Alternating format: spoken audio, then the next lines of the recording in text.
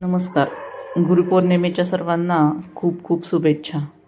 आषाढ महिन्यातील पौर्णिमेला गुरुपौर्णिमा असे म्हटले जाते.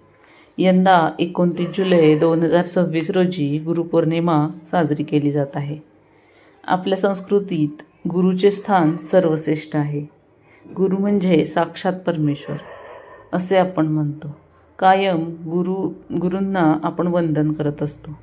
गुरुपौर्णिमेच्या दिवशी पादुका पूजन, गुरुपूजन केले जाते.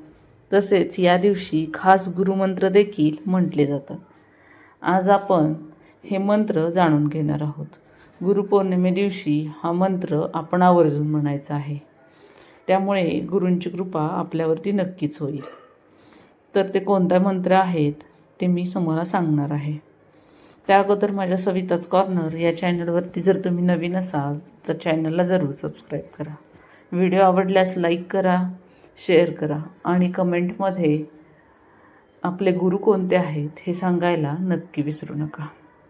श्री स्वामी समर्थ, जय गजानन महाराज असे नक्की लिहा.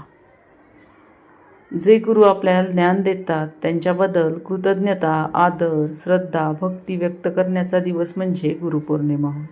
या जगात आपल्याला योग्य मार्गावर घेऊन जाणारी व्यक्ती म्हणजे गुरु. चांगल्या गुरूंची साथ मिळाल्यास सर्वांचाच मार्ग सुकर होतो आणि योग्य मार्गावर चालताना यशप्राप्ती देखील होते. म्हणून तर गुरूंना समर्पित हिंदू धर्मात गुरुपौर्णिमेला विशेष महत्त्व दिले गेले आहे. या गुरुपौर्णिमे दिवशी खास गुरुमंत्राचे पठण केले जाते. त्यामुळे गुरूंचा आशीर्वाद सदैव आपल्याबरोबर राहतो. संकट काळात देखील गुरु आपल्याला नेहमी मदत करत असतात. तर यंदाच्या गुरुपौर्णिमेला ह्या गुरुमंत्राचा जप किमान 108 वेळा अवश्य करावा.